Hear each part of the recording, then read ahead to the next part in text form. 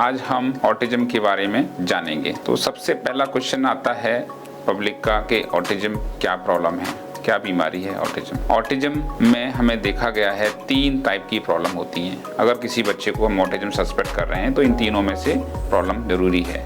अगर बच्चा बोलने में लेट है, अगर बच्चे की सोशल कम्युनिकेशन स्किल्स पुअर हैं, इंटरेक्ट कम कर रहा है, अगर बच्चे को बिहेवियरल इशू है, कंसर्न है कि बच्चा एक्सेसिव टेंट्रम थ्रो कर रहा है, बच्चा बहुत ही ज़्यादा एडमेंट है, तो ऐसे बच्चे को ऑटिज्म हो सकता है। इसकी डायग्नोसिस के लिए कंसल्टेशन रिक्वायर रहती है स्पेशलिस्ट की, और कुछ साइकोलॉजिकल असेसमेंट टूल हैं, उनके थ्रू हम कंफर्म कर सकते हैं।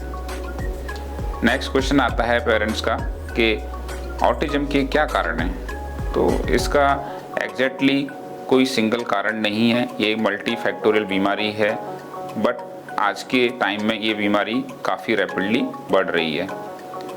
तो इसके कुछ रिस्क फैक्टर हैं जो ऑटिज्म से एसोसिएटेड हैं, हम उसके बारे में डिस्कस करेंगे।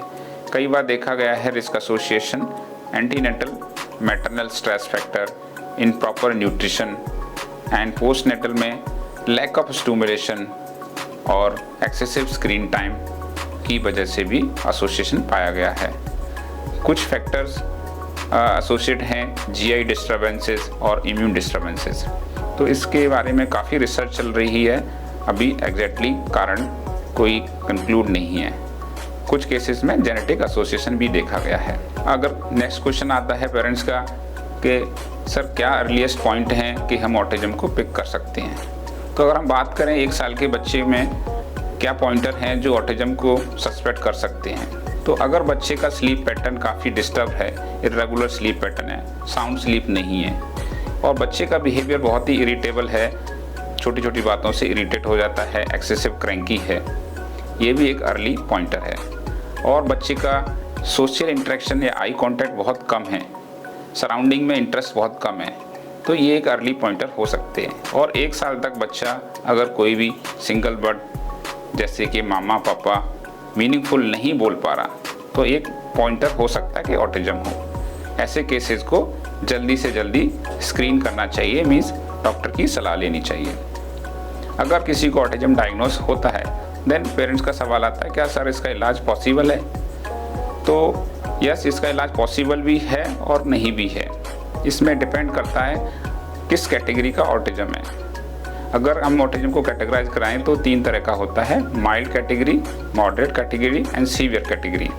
जनरली माइल्ड कैटेगरी वाले बच्चे रैपिडली रिकवर कर जाते हैं नॉन फार्माकोलॉजिकल ट्रीटमेंट से, जैसे कि बच्चों को स्क्रीन टाइम बंद करना चाहिए और उसको एक्सेसिव स्टिमुलेशन या स्कूल प्ले ग्रुप में डालना चाहिए, और कई बार इनको ऑक्यूपेशनल या फिजियोथेरेपी की रिक्वायरमेंट होती है, उनसे बच्चों में सिग्निफिकेंट इंप्रूवमेंट दिखता है।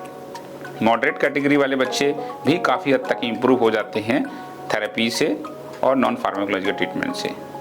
बट जो सीवियर कैटेगरी वाले ऑटिज्म होते हैं उन बच्चों में थेरेपी और मेडिकेशन की भी रिक्वायरमेंट रहती है। मेडिकेशन इसलिए रिक्वायरमेंट रहती है कुछ केसेस में कि एक्सेसिव टेंट्रम के लिए उनको कंट्रोल करना जरूरी है, अटेंशन स्पान पुअर होने की वजह से उनको अटेंशन स्पान बढ़ाने की कुछ मेडिसिन स्टार्ट करनी पड़ती हैं। बट कुछ ऐसा नहीं है कि फिक्स है, सभी केसों में सीवियर केसेस में पुअर आउटकम रहता है, कुछ केसेस में अच्छा आउटकम भी रहता है। तो ट्रीटमेंट लेना बहुत ज़रूरी है। ट्रीटमेंट से जो रिस्पॉन्स आता है वो डिसाइड करता है बच्चे का आउटकम। अगर ओवर द टाइम अगर 5-6 मंथ में बच्चे ने गुड रिस्पॉन्स दिया है तो दैट मीन्स बच्चे का आउटकम अच्छा है। ऐसे बच्चों को ट्रीटमेंट कंटिन्यू जारी रखना चाहिए तब तक बच्चे की पूरी स्किल डेवलप ना हो जाए।